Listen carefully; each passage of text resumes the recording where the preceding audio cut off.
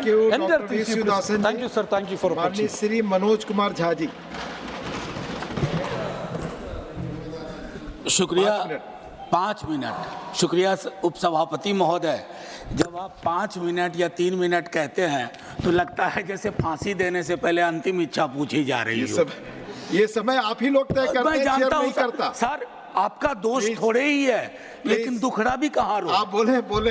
अब मैं बड़ी खुशी हुई, माननीय मंत्री जी यहाँ हैं, अभी नवनियुक्त मंत्री जी हैं, बड़ा अनुभव है हरियाणा का और अच्छा विभाग भी मिला है, चुनौतियां भी बहुत हैं, फोटो वोटो तो अपनी जगह। सर, मैं स्मार्ट सिटी से अपनी बात शुरू करूंगा। अब ये स्मार्ट सिटी सरकार भी बहुत बोल नहीं रही है सर। इनकी एक चीज मुझे अच्छी लगती है, अच्छा सा नाम रखो, उस नाम के पीछे काम ना हो तो धीरे धीरे बोलना कम कर दो उसके बारे में। अब अभी हाल में राष्ट्रपति भवन में गणतंत्र मंडप बना।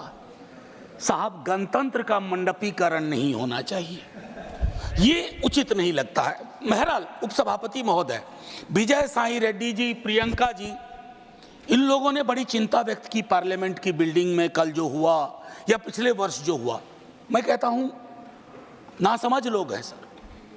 ये तो विशुद्ध भारतीयता का एहसास कराता है कि जब बाल्टी से पानी सर टपक रहा हो। शब्द चेक कर लीजिएगा, नासमझ शब्द। अच्छा, मैं वापस लेता हूं ना, एकदम भूपेंद्र भाई, इसलिए आपको यहां रहना चाहिए। मैं ये कहना चाह रहा था कि मेरे साथियों ने शायद इसकी मर्म को नहीं समझा कि छत टपक रही है, बाल्टी लगी हुई है, पूरा हिंदुस्तानी फिल्मों का सीन है। मैं इसलिए उसके लिए शिकायत ही नहीं करूंगा, बस शिकायत नहीं करूंगा।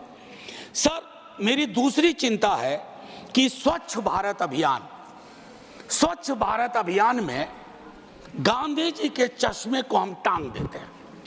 वैसे स्वच्छता की ओर गांधी जी का चश्मा, जरूरत थी चश्मा पहनने की, चश्मा वहां रख देने की नहीं।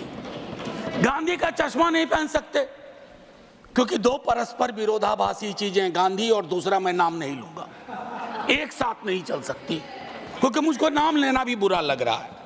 सर, तीसरी मैं मंत्री जी को कहूंगा, स्ट्रीट वेंडर्स शहरों की रीढ़ होते हैं, उनके साथ न्याय कीजिए। नाइंसाफी हो रही है उनके साथ। आपकी नीतियां कुछ बनती है, पुलिस प्रशासन किसी और तरीके से एक्ट करता है, और उस मद में जिसको हम कहते हैं पीएम स्वनिधि, आपका एलोकेशन भी 30% कम हो गया। तो मैं आपसे आग्रह करूंगा, उसको देखिए। आईईसी स्वच्छता में, आईईसी में एलोकेशन कम हो गया है। अमृत में आधा काम भी नहीं हुआ है, प्रोपेगेंडा अपनी जगह। और मैं एक चीज कहूंगा माननीय मंत्री जी को आपके माध्यम से, सर, शहरीकरण की जरूरतों को गांव को समझे बगैर नहीं किया जा सकता। जब तक ग्रामीण पलायन, ग्रामीण अर्थव्यवस्था, उस पर आपकी नजर नहीं होगी, आपकी पकड़ नहीं होगी, तब तक शहरों में लोग आएंगे, आप एकोमोडेट करने में फेल करेंगे। आपके बदले कल को हम हों, तब भी वो दिक्कतें होंगी। मैं एक चीज और भी उसमें कहूंगा, संपत्ति का असंतुलन भी शहरों में बहुत दिखता है सर। एक चीज और कहूंगा, हमारे शहर जब बनते हैं, कोई बिल्डिंग बनती है, तो आपको श्रमिक लगातार चाहिए, मजदूर लगातार चाहिए, और वो मजदूर जब आपको बिल्डिंग बना के देता है, उसके बाद वो मजदूर आपको भारी लगने लगता है। वो जहां रहते हैं उसको आप स्लम कहते हैं, और उस स्लम को अपनी नजरों से दूर करना चाहते हैं। स्लम हमारी नीतियां पैदा करती है। स्लम में रहने वाले हमारी आपकी तरह के लोग हैं, उनके बारे में दृष्टिकोण साफ होना चाहिए।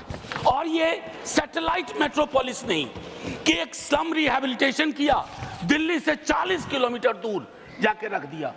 कैसे काम करेंगे, कैसे रोजगार चलेगा?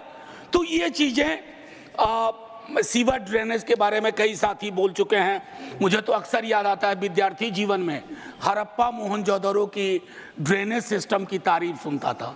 सर, अगर टाइम मशीन हो तो वापस चला जाए, वो ज्यादा बेहतर था।